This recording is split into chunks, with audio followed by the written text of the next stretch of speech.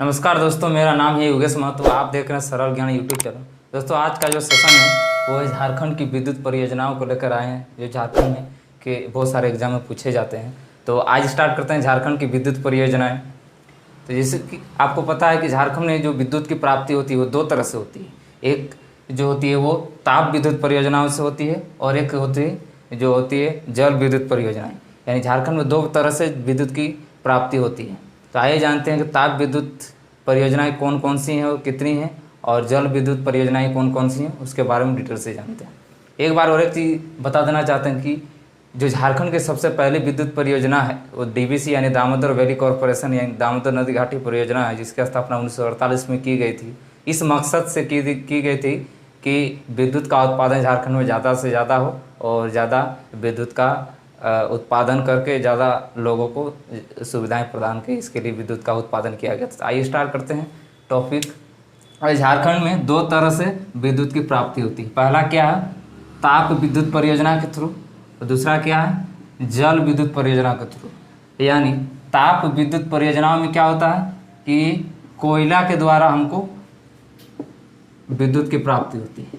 इसमें हम जो थर्मल पावर प्लांट होते हैं वहाँ पर हम किसका यूज करते हैं, कोयला का यूज करते हैं। यानी कोयला से हम लोग विद्युत की प्राप्त करते हैं। और ये जल विद्युत परियोजना क्या है कि ये जल से विद्युत प्राप्त करते हैं, ये जल से विद्युत प्राप्त करते हैं। तो आइए शुरू करते हैं कि ताप विद्युत परियोजना कौन कौन सी हैं और वो कब कब स्थापित, उसके बारे में डिटेल से जाने। तो पहला जो है ताप विद्युत परियोजना के अंतर्गत वो पहला है बोकारो ताप विद्युत गृह, जिसकी स्थापना कई बार एग्जाम पूछा हुआ है, 1953 में की गई थी। ये किस नदी के सामने स्थित है, तो ये बोकारो नदी के में स्थित है। वहीं का पानी, जैसे कि जो विद्युत गृह है वहाँ पर पानी की ज़रूरत होता है, तो ये बोकारो नदी के पास ही स्थित है। और इसमें जो उत्पादन क्षमता है दोस्तों, इसकी जो उत्पादन क्षमता है वो है 830 मेगावाट। ये एग्जाम में कई बार पूछा गया है कि बोकारो ताप विद्युत गृह का जो उत्पादन क्षमता है विद्युत का वो कितना है, 830 मेगावाट। और ये झारखंड का पहला ताप विद्युत गृह, ये भी याद रखिए। इसके बाद आगे जानेंगे। तो इसके बाद जो है वो है अगला, वो चंद्रपुरा ताप विद्युत गृह। यानी ताप विद्युत परियोजना के अंतर्गत जो दूसरा जो है ताप विद्युत गृह है वो कौन सा है, चंद्रपुरा ताप विद्युत गृह, जिसकी स्थापना 1965 में की गई थी। और इसका जो उत्पादन क्षमता है वो 780 मेगावाट है। ये भी एग्जाम में पूछा गया कई बार कि चंद्रपुरा ताप विद्युत गृह का उत्पादन क्षमता कितना है, तो इसका है 780 मेगावाट की बिजली उत्पादन करती है। तो उसके बाद थर्ड नंबर में है पतरातू ताप विद्युत गृह। इसकी स्थापना 1973 में की गई थी। किसके द्वारा की गई थी, किसके सहयोग से, एग्जाम में कई बार ये भी पूछा गया। तो इसका आंसर हो जाएगा पूर्व सोवियत संघ। और पूछा जाए कि पतरातू ताप विद्युत गृह का जो स्थापना किया गया था वो किसकी सहायता से किया गया था, तो उसका आंसर हो जाएगा पूर्व सोवियत संघ की सहायता से किया गया था। कब, तो 1973 ईस्वी में किया गया था। इसका जो उत्पादन क्षमता है दोस्तों 840 मेगावाट है। और ये 840 मेगावाट के साथ ही झारखंड का सबसे ज़्यादा विद्युत उत्पादन करने वाला गृह है। विद्युत उत्पादन वाला गृह।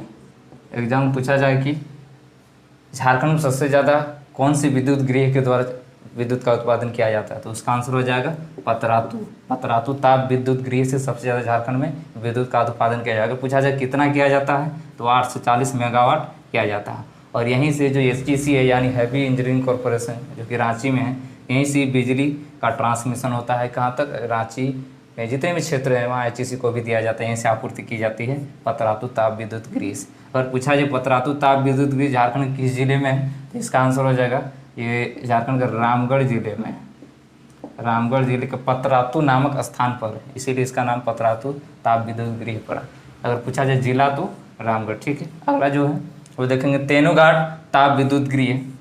इसकी स्थापना 1990 के दशक में की गई थी और ये लालपनिया जो कि बोकारो में ही स्थित है। अगर पूछा जाए ये लालपनिया नामक जगह पर इसकी स्थापना की गई थी तेनुघाट ताप विद्युत गृह की। ये बोकारो के लालपनिया नामक जगह पर क्या, और इसका जो जल की जलापूर्ति जो होती है वो होती है अकबर तेनुघाट डैम से। जलापूर्ति कहाँ से होती है? तेनुघाट डैम से होती है। तो ये जितने भी थे 4 जो देखे हम अभी, ताप विद्युत गृह, और इसके बाद अगला देखेंगे जल विद्युत गृह के बारे में। तो देखते हैं दोस्तों आगे जल विद्युत परियोजनाएं। पिछले में देखे हम लोग क्या कि ताप विद्युत परियोजनाएं, अब देख रहे हैं जल विद्युत परियोजनाएं। जल विद्युत परियोजना के अंतर्गत जो पहला है परियोजना वो है तिलैया जल विद्युत केंद्र। ये झारखंड का पहला विद्युत